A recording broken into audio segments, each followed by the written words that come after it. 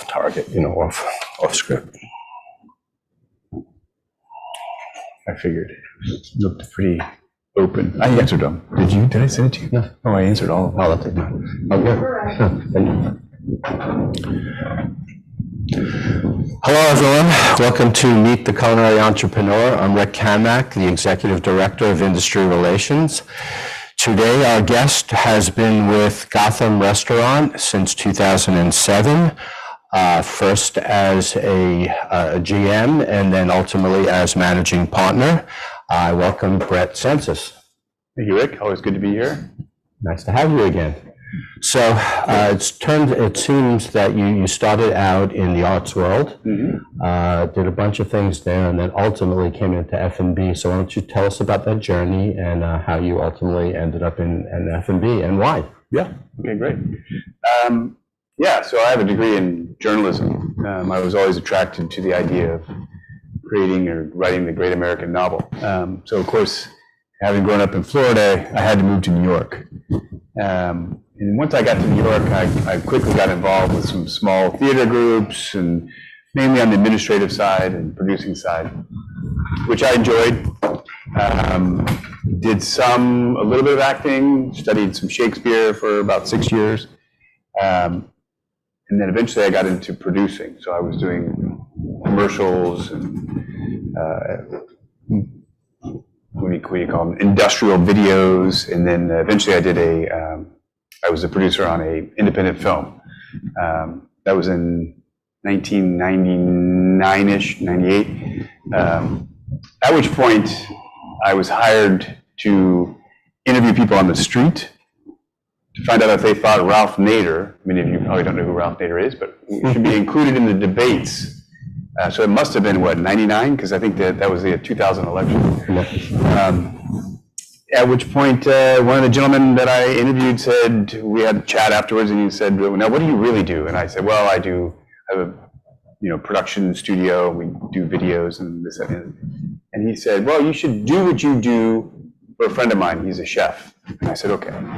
And he immediately took me to 65th Street and Park Avenue and introduced me to Chef Danielle Boulud, who I did not know who he was. And he was basically reopening Danielle at that time in a much bigger way. And he had a whole big private events division.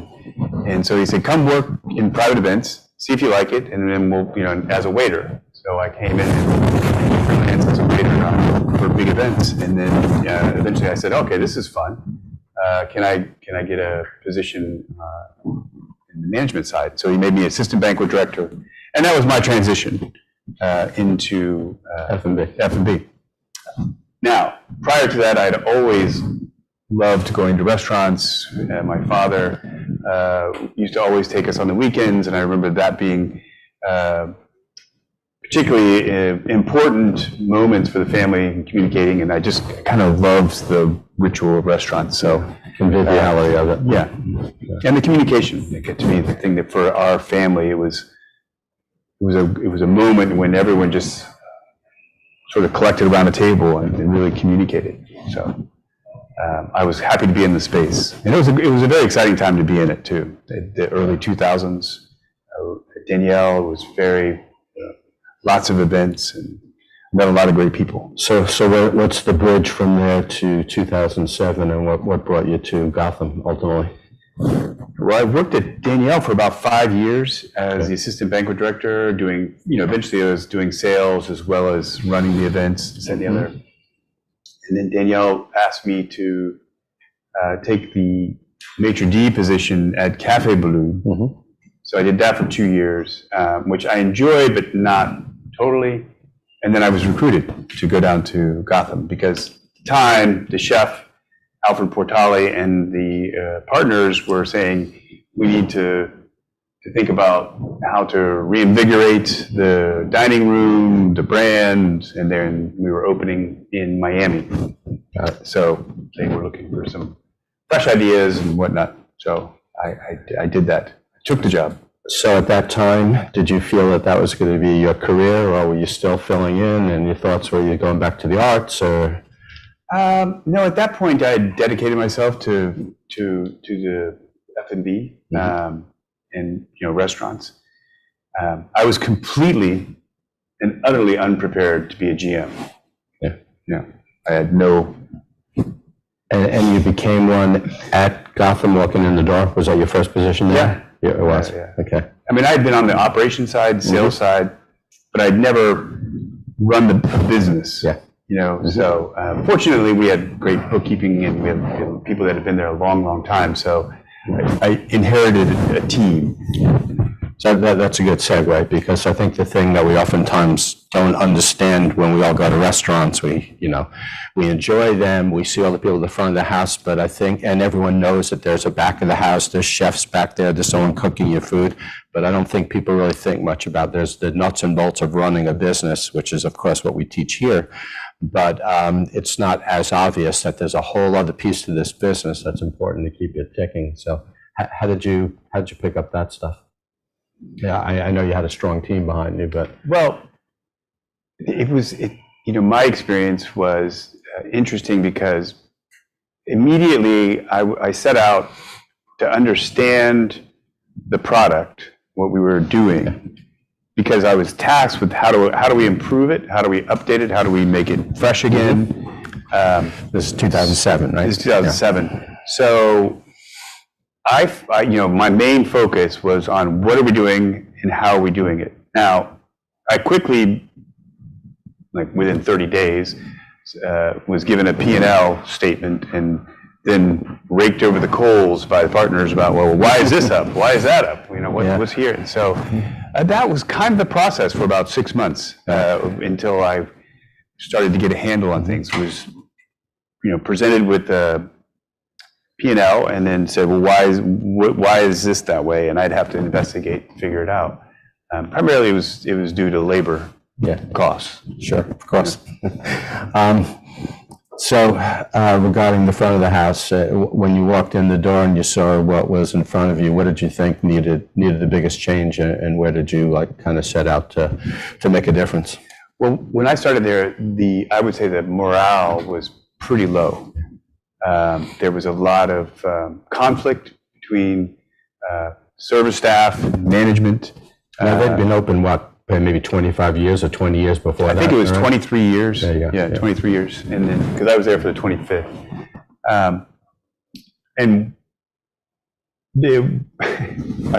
I almost immediately found myself in front of the Board of Labor about a complaint that I inherited, and that was interesting.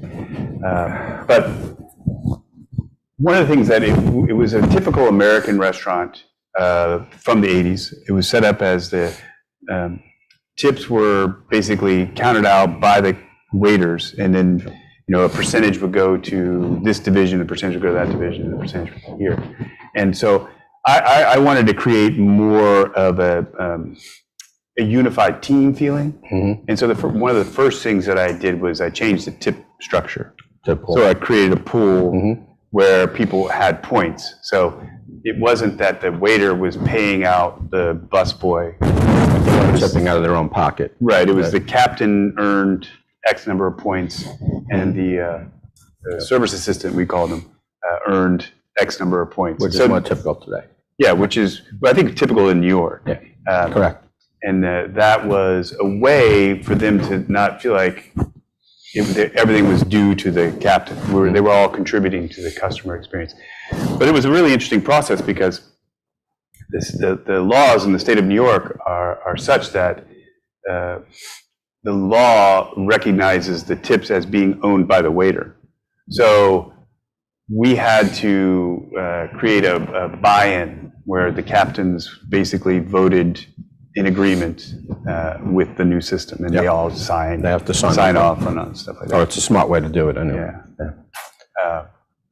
So that we did that, and then I worked with Alfred about how do we change the product mix and change the identity, the menu design, all that stuff. So it was a bit like reopening an old restaurant, right. Slightly different feel. Yeah. So as we probably all learn after we're doing this for a couple of years, it's a pretty tough business. What kept you at it? It's, everybody talks about the business being difficult, and it is, because ultimately it's difficult because of the number of moving parts. So that's why perhaps I'm a glutton for punishment. I sort of enjoyed all the challenges and problem solving that went along with that. And then You're in the right business. then seeing that you have somewhere to get to, or you have an objective or a goal, and then achieving that brings a real sense of accomplishment. And so, fortunately, we were able to achieve things, and we saw. I got to understand the joy of creating efficiencies in business too, like tackling larger problems. And sometimes you go through a lot of self-doubt and challenges, and you just kind of have to keep pedaling, keep going. Well, I guess it's positive reinforcement. You guys got a 3-star review from what, 3 or 4 different New York Times reviewers over the years. It might be a record, actually. Well, we have 6 3-star reviews. 6. 2 of them under my purview. Okay. So is there 6 in total? 6, yeah. How many different reviewers? Is it 6? I don't think so. Well, it was, yeah, I'm pretty sure. Really? No, it was 2, because Brian Miller did Came 2 back twice, yeah. in the 80s. That's amazing. Yeah. So it's probably 5. a record. Yeah. Yeah, 5 different reviewers. So you were obviously, you were there from 2007. You were the GM.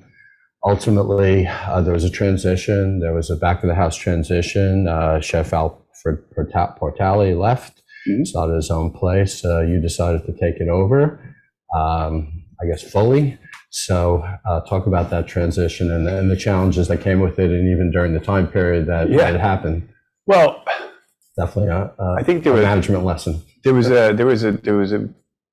So Alfred decided to open Portales, which is a concept that he had long had after being there for, I think, 34 years at the time. It was 2019. He came in 1985. So massive sort of shift, because we had become synonymous with Alfred. The one thing is we thought was important was to have a very clear cut and make it very different. So we hired a very talented young female chef named Victoria Blamey. Some of you may have heard of her or not. And the challenges started with the fact that she would never run an operation as big as we were. We were, typically our best year was, I think, 2015. It was like $11.8 or $11.9 million. A lot of revenue for a restaurant. For a single unit. It's pretty busy. And we had 170 seats with the bar. So getting her operational took a lot longer than anticipated. Anyway, then it got very complicated 6 months later when the COVID-19 outbreak started to happen. Business levels, we got a 3-star review in December, and January, everyone was already starting to get spooked, and we started to see declining numbers, and we're just like, what's going on? We just got a great review. And then in February, towards the end of February, my partners saw the writing on the wall. And so we were one of the first restaurants to announce closing. And they were not going to reopen. When in 2020? Our last day of business was March 13th. I was like right there. That was like D-Day, basically. Yeah, I think the 12th or the 14th. Yeah. It was announced that everybody had to close, but we had already taken that decision. Yep. Primarily because my partners were in their 80s, most of them. Late 70s, 80s, and they didn't see the path to reopening. I was convinced that this was going to be a 6 to 12 week period of the virus. So I was like, oh, then let me buy it. Yeah. I think they were right. I was wrong. Yeah. But so at that point, I began immediately working on finding financial backer, developing a plan and began negotiating with our existing landlord a new lease. And the old investors went away? They all left? They were done, yeah. Okay, so tell us a little bit about the challenge to raise funds and the challenge to negotiate a lease, because that's something that every entrepreneur is challenged with. Yeah, so has anybody ever negotiated a lease? I mean, I know you have. So the first process, part of the process is you sort of try to come to broad terms. And our landlord is a gentleman by the name of Stephen L. Green, who is, I believe, is the single largest commercial, commercial landlord in New York City. So he started his business in the early '80s, and this was one of his first projects. Don't they own the Le Pavilion? They own Le Pavilion. That's their building. That's their headquarters. So they build skyscrapers. So I'm a relatively a little guy in a very big pond. But this property for Stephen is relatively important for him and sort of sentimental, and he has partners. It was intimidating for me to talk to Stephen, who is 87 years old now. And very wealthy and successful and all the things. But he's reasonable, and we were able to get there. And it took about 3 months. And then after that, it took 2 more months of back and forth with lawyers and the lease. And so I think we signed it officially in September. So that's the lease part. And raising money was September of 2020? Of 2020. Okay. And you would think a good time to negotiate, though, for a restaurateur. Yeah, and Stephen was reasonable. Yeah. I mean, we had a full year of no rent, and then tied to revenue for 6 months after. At that point, we set out to raise money, and we're trying to recover a liquor license. I mean, we wasted a lot of time trying to see if we could hold on to our liquor license. But because it had been surrendered, because they wanted us, the asset in the wine had to be sold, blah, blah, blah. And the prior people probably didn't want their names on a liquor license that was no longer theirs. Right. Well, you can assign it, but if you surrender it, you can't get it back. Right. So if you're going to get a liquor license in New York City, or in New York State for that matter, the SLA is very difficult and challenging agency to work with. And it's also challenging because in order to actually apply for your liquor license, you have to have all the investors that are going to be on the liquor license. So a lot of questionnaire. You have to literally raise the money first. And so it was it used to be 10% owners and above, and then it became all owners. So if you owned 1% of a company, of a restaurant, you had to fill out a questionnaire. I think you have to get fingerprinted as well, correct? You have to get fingerprinted, you have to get photographed, you have to do a questionnaire, and depending upon the state. So I had an investor in Connecticut, and in New York and Jersey. So they're like, the fingerprinting is all different, and you have to.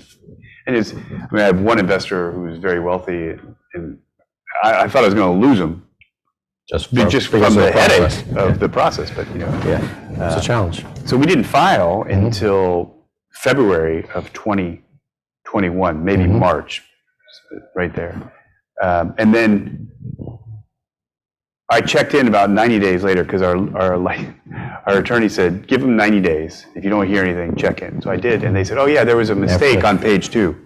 And I said, oh great, well, when were you going to tell us? And at this point, we were planning on opening in September of 2021. And September comes, I correct the error, which was banal error. But we raised the money. I put people on staff. We started cooking in the kitchen. We're redoing some stuff in the dining room. I didn't have a liquor license in October. I still didn't have a liquor license. And now I'm running out of money. Well, not running out, but I'm running out of the money that was allocated for the startup period. Sure. And I had contacted one of our state representatives. I'd written to all of them. Only one person got back to me, who's currently running again, Brad Hoylman. And I would vote for him if anybody's voting. And finally, his office, found a way to push some buttons. That's great. It's funny. In June, I had been put in touch with one of the lead lobbying firms in Albany. And I forget the name of it, but anyway, and I talked to the guy there, and he's like, "Okay, I have a line to the governor's office, and I'll see what I can do." The next day, the governor resigned, so I lost all that. Yeah. So much for connections, right? But Brad Hoylman's office was able to push things through, and by the end of October, we had an approved liquor license, and we were able to open in November 8th of 2021. Which was great for 6 weeks, and then Omicron hit, and then everything just stopped. Like, it was crazy. So at that point, I'm just going to keep talking.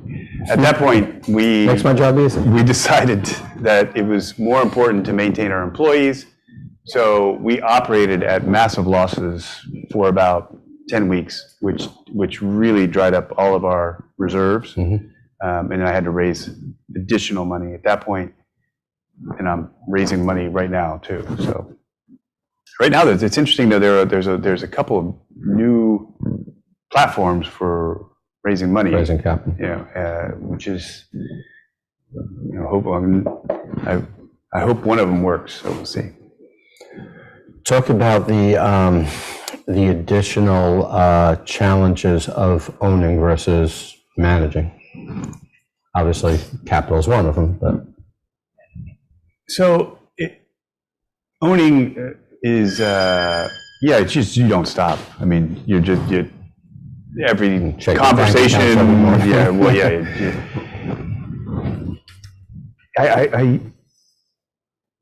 I think for me, the difference is, one, a deeper commitment to the success of the business, because now it's mine. I mean, I even have money in it, so some of my money is in it. It's very stressful. In these, particularly this period of operating in New York City. I think other markets, it's better. New York. Why don't you talk for a moment about, because you and I talked about it a little bit briefly before we started, what is the particular challenge in New York at this time? Yeah, so in New York right now is that you can't forecast anything. You really, projections, what you thought you knew, you don't know anymore. It used to be pretty standard for a restaurant of our caliber. So think fine dining, but a large restaurant. That's Gotham, with an established reputation, and corporations and businesses are all around the country know it. So you have the fall season, which starts in September, typically, even though that's late summer. Interrupted by Jewish holidays. Then you have the last quarter, which is October, November, December. You can basically count on that's your bread and butter for the year. Assuming you do a lot of private events, if you're that type of restaurant. Yeah, and we don't have a private room. Right. So but you probably do a lot, I would assume. We do. We don't have one. No, I know, but you probably do a lot of private events. We do private events in a creative way, semi-private we call them. But you have just huge demand in that fourth quarter because you have tourism, you have business travel, you have holidays, and generally people are in a good mood. So they're all out dining and lots of business dinners. January hits, you slow down, you pick up again. January is a decent month. February through February 14th. February 14th is great, and then it just like drops off a cliff because everybody takes their kids and they go on spring break. And then that's a rolling spring breaks all through March, typically. And then sometime in April, you would pick up again, and then you have May and June, very good months. And then you slow down after July 4th. And August, strangely enough for us, could always be decent, but July was dead. That's the world as we knew it from the beginning of time till last year. So when we opened, we were doing decent numbers. We were busy. We were doing as much as we could until Omicron hit, and then devastating drop in cover counts. Through February, March, we saw an uptick, April uptick, and then middle of April, okay, we're back to where basically we were in December into May, and then the week before Memorial Day, it was like another Omicron. So the challenges, that we've come up with anecdotally and through conversations with many of my colleagues out there is that businesses are in office, if they are, 3 days a week. Right. So you only have business in New York 3 days a week. Then the residential people are leaving, going to their homes, their second homes or third homes, whatever they are. Tourism is nowhere near what it was. It's back, but it's not back, and there's no business travel. So all those combined create very less demand. I think one area where businesses are doing okay is a casual concept in local neighborhoods. Are doing okay. Which makes sense. We don't think about it much, but when commercial buildings are half filled, you lose a lot of business. If you're a restaurant, you have literally like half or 2/3 of the people around day in and day out, and people leaving and people coming. It's a big difference, but we don't realize the ramifications of people not going to work or not physically showing up to work. Let's talk about partners a little bit. Yeah. So, when we teach, raising funds, whether we should borrow, whether we should get equity investment, do you get a single person or do you shoot for that? Or would you rather have 10 small investors? There's pros and cons all around. So, what are your thoughts about that and what did you do? Well, I was fortunate that I had one partner pretty much from the outset who was very experienced in business and with starting businesses. So he helped me set up the structure for fundraising. And he said that, he would be the lead investor. So basically, he and I created a plan together how much money we would need and how we would raise it. And he said, and I'm going to have to approve all the investors because I'd rather not. I'd rather put more money in than have somebody who I don't want to work with. Not such a bad deal. Yeah. So I think you want to keep the number of investors as small as possible. One would be ideal because that means that's the only person you're dealing with, and everybody has their own psychology, unless that one person's a difficult person. Yes. There's the pro-con thing. But... And you want to keep as much equity for yourself too. Sure, of course. So if you can get loans, I think loans are great if you can get them. Not easy. Not easy. But yeah, I mean, investors are. We're fortunate that we have a few investors, and they're all really understanding, and nobody's in for a ton of money, so that's great. It's good. Okay, we don't have that much time, but let's talk a little bit about Grow NYC. Yeah. And then let's touch a little bit on your Gotham chocolates and your other products. Sure. Well, Grow NYC is an organization that I'm on the board of. I quickly got interested when I became GM. Actually, I got interested in Grow NYC because of the green markets. Now, that's the organization that runs all the green markets in New York, the most famous being Union Square, which is right by Gotham. We used to buy a lot, and we still do, buy a lot of our produce from there and specialty items. And it's just a great resource. And so I was looking into it, and I found out that it was started in the 1970s by an environmental organization that does a lot of other programs. And initially, I started volunteering for the organization,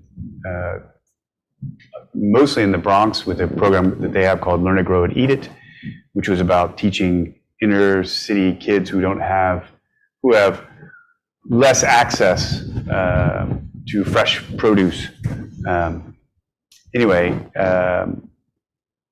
They're a wonderful organization. It keeps me in the food sector because they do a lot with farming, obviously the green markets, and then education. And they also now do composting and all kinds of other really environmentally sound and I think community-oriented projects.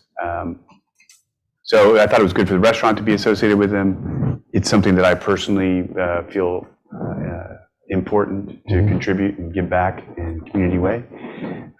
And now I'm on the board, which I have been for about 5 years. Great. So I know, during COVID, a lot of us were thinking about, multiple streams of revenue because we learned pretty quickly that just operating a restaurant with a lot of tables and chairs and nobody coming in, we better do other things. I think you guys were a little ahead of the curve, but you came up with Gotham chocolates and, did some other things as well. So how did that come about? Yeah, so about 2015, we had, at that point, we had closed the Miami restaurant, and I was, spent 3 years trying to figure out a way to do a new concept either in New York or outside New York. And had basically failed largely due to my partners who, as I mentioned earlier, are older and they were not necessarily interested in taking on any additional risks, but they kept saying, oh, well, keep presenting to us. So anyway, I got tired of presenting and failing, so I talked to my pastry chef and he said, I've always wanted to do a chocolate program. So we started, and I said, let's just do it, and so we jumped off that cliff in 2015. And it progressed nicely over a few years, and then we became bean to bar, and now we have relationships with certain plantations and cocoa farms. And so we buy the beans and we create them. During the pandemic, when we had no revenue, and I was still negotiating lease, we kept making chocolate. We were making it, the chef was making it in his apartment in Hell's Kitchen. Well, let me say that we had chocolate made, he was just arranging for shipments out of his apartment. And we quickly were able to get into the restaurant, get our permitting set up, and then we made a deal with Nordstrom where we did a pop-up for the holiday season of 2020, which was great until, I don't remember which variant happened that December, but then of course just traffic dried up for the store. However, this is a really interesting lesson. It threw our online sales into a tizzy. So while in store, in a great way, because we were able to talk about being in Nordstrom at this pop-up where we were doing a little bit of business, just there wasn't much store traffic, but because we had that association and we had some press over that, our online sales were very, very strong, probably the best chocolate season we had. So it was an interesting lesson, and I think one of the things that I took away from it is take a chance and do something. It may not turn out to be exactly what you had hoped it would be, but you're probably going to gain somehow in anything you do, whether it's get some incremental revenue. Yeah, and it was great for us to have any revenue. Yeah. Okay. I didn't take any money. I was able to pay other people though, which was great. That's great. Yeah. Segue completely over to another topic. Talk about your management style. We teach management here, so give us your management is a. I think it's the first thing I'll say is I think it's a kind of a moving target, and you have to constantly be thinking about management and what that means. I think it's very important to have clearly delineated roles if you can. Sometimes it's tough because you're either understaffed or you're inheriting something. But you always want to kind of let people know that you're working with or that are working under you what your expectations are. And then you hold them accountable. That to me... That's usually the tricky part. That's where a lot of operators fall off. Yeah, accountability is tough. And you're never done. It's a constant process of thinking about it. And then, my style is very much about who the person is, know who you're talking to, and understand what makes them tick, what their strengths are, where they need some help, and then remind, encourage. Interesting. Over the years, clearly Gotham has changed, evolved. You surely had a certain demographic for a while. Has that changed, and how do you market to it? Demographics changing now, and it started to change once Alfred had left. We have a very loyal and strong database of clientele. They tend to be 55 and older, which is good in some ways because that's a very, typically they have greater expendable capital, and we're expensive. So that's great, you need them. But, they start to, as you get up in the 60s, 70s, and after 20 years of business, you need to refresh that database. So we're seeing our database, or our customer base, greatly diversified now. A lot more, and we skewed largely white, sort of high income. And now I think there's a lot of things that have happened over the past 10 years, maybe 20. And since we reopened and now we have a different look and feel, we're getting a lot more diversity. Yeah. People from every race. Like I was just amazed the other day walking through the dining room and just kind of marveling at, like, here is the melting pot that is this great city that we have. And I was very pleased by it. The other thing I noticed is that our check average has gone up, which the two shouldn't go together. Right. But partly because we're doing fewer covers, it's almost that the people that are there, they're there to really have a good experience. Marketing wise, also always the thing that you're examining, because marketing a restaurant can be challenging. It used to be that you hired a PR firm and you kind of let them do their thing. That doesn't really work anymore. I think it's important to have a PR channel and understand how PR works, because it's a very good way for food businesses to get traction. And so by PR, I mean having somebody else tell your story, whether it's a paper or a blogger. Do they exist anymore, bloggers? I guess they're now called influencers. Yeah. So social media, PR, traditional marketing. So we have a very strong database. So you have your PR I spoke about, important component, particularly if you're opening or changing. And then social media, a beast that nobody's tackled yet.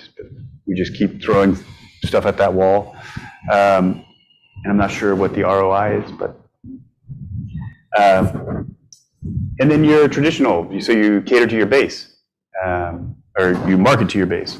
So we're fortunate we have a huge database of loyal customers, so we email them fairly regularly, not too much, not too little. And then there's the creating new customers all the time by being good at what you do, by having a staff that cares about what they do. So I spend, the people in the dining room. That's sure. You want them internal back. Marketing. Yeah, important. Yeah. Okay, I have 3 quick questions. I'm going to leave a little time for audience questions. Is New York City the right place to open these days? I believe the city will be a great place to have a restaurant in the next 6 to 12 months. Good timing.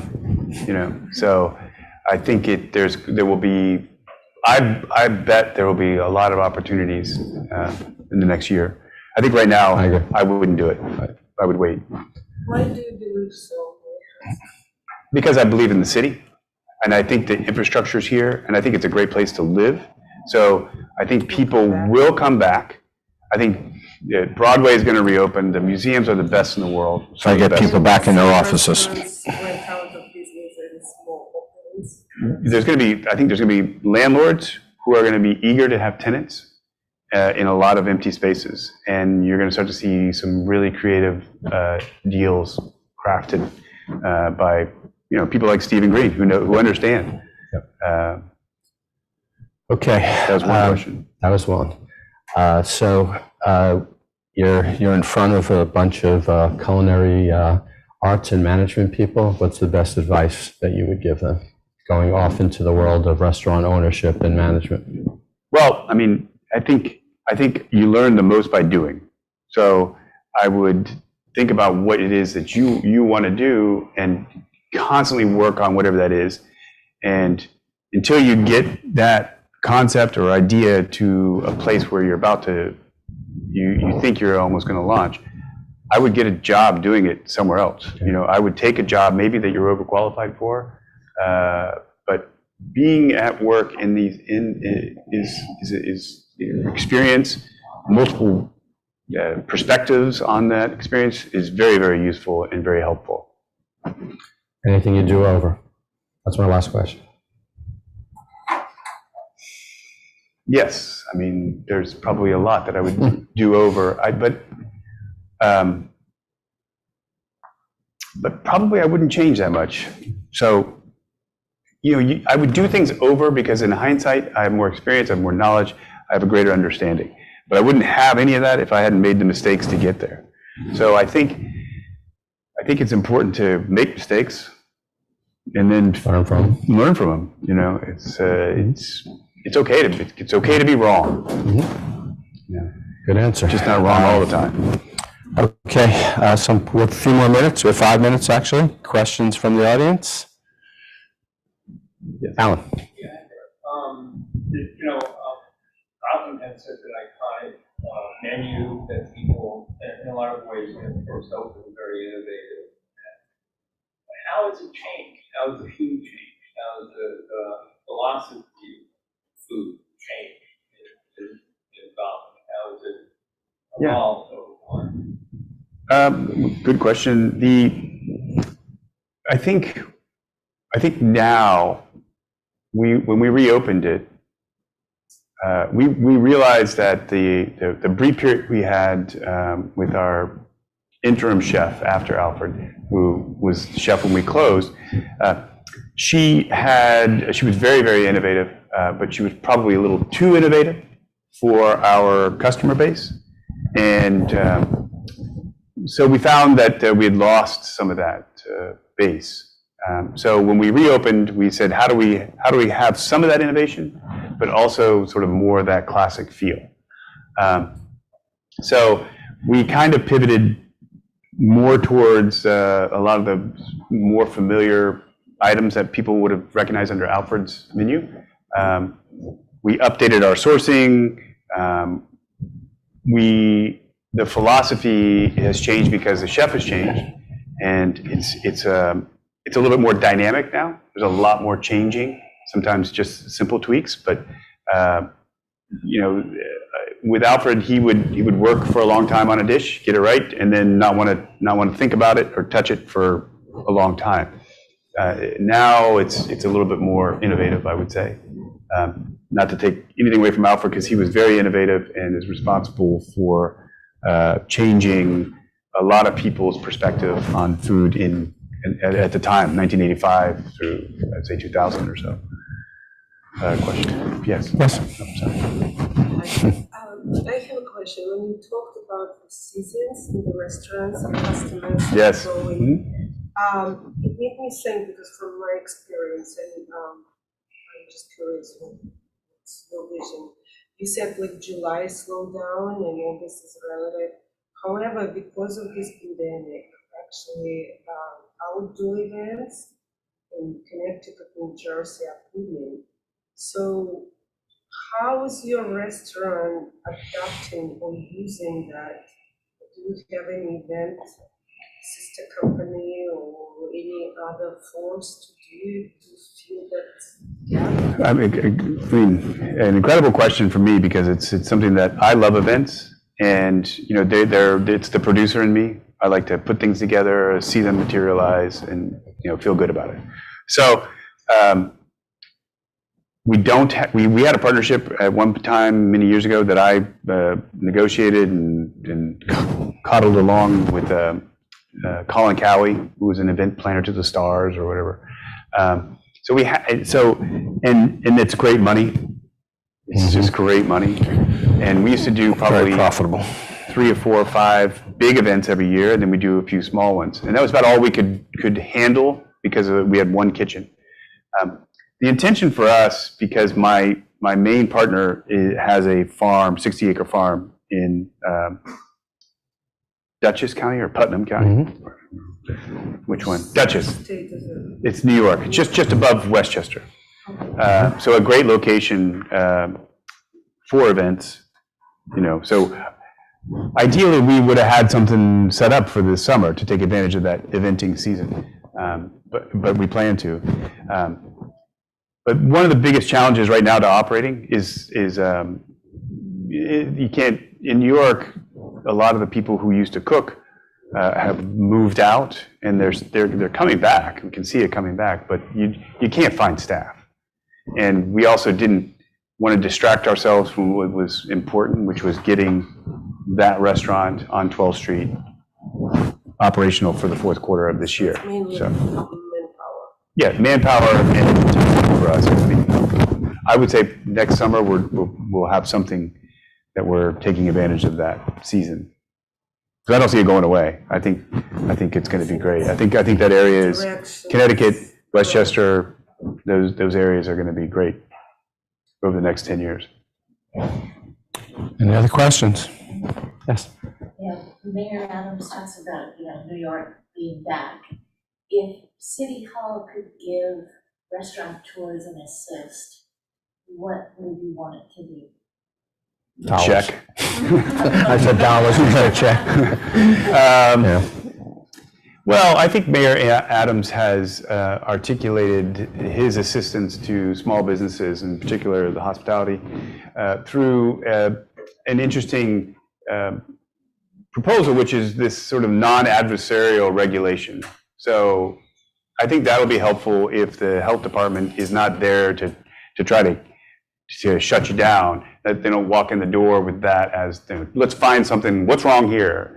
Let's more as a partnership and say, hey, how do we help them be better at what they do? And I think, it's the health department, it's the fire department, which typically is pretty good.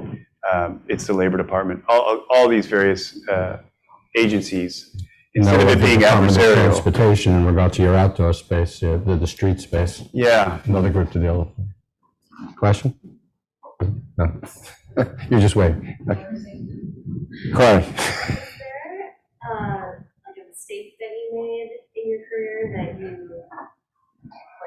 had some learning from? Like, I'm sure many of us will make mistakes as we get into the field. Like, something. One of the things that I've done more than once is my ambition causes me to overstep.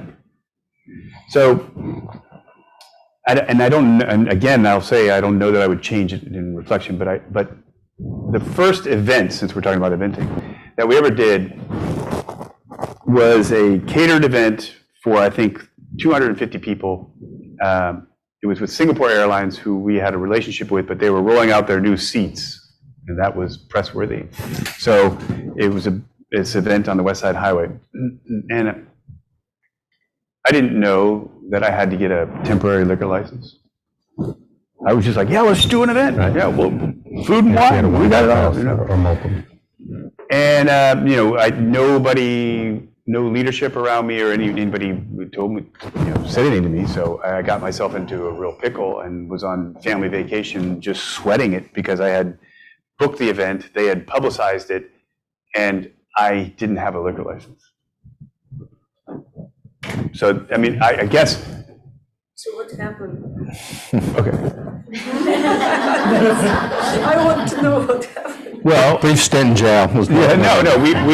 I called the SLA, and I had missed the deadline by one day, 24 hours, because I was in Virginia in the mountains at a tennis resort and pregnant with my first child at the time.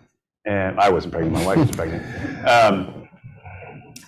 Well, there's a way around it because you can have we found a solution through if somebody else provides, if the client buys the alcohol, then it doesn't need to be your license. So basically, I left a lot of money on the table, but we did the event, and it was great. It was amazing. Lesson learned. Yeah.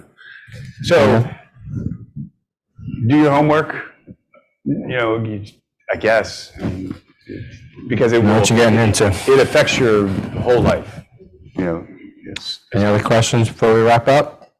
Yes.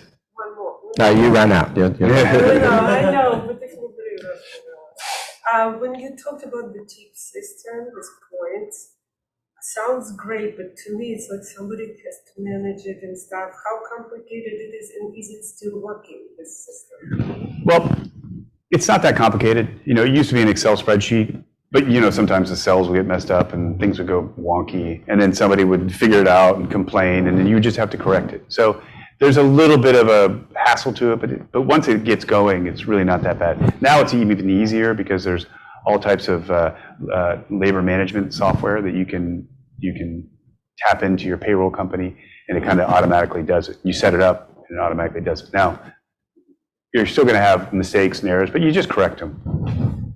So it's not that bad. I think that's a wrap, folks. Bret, Thank you. Thank you so much. Thanks for having me, Rick. Okay.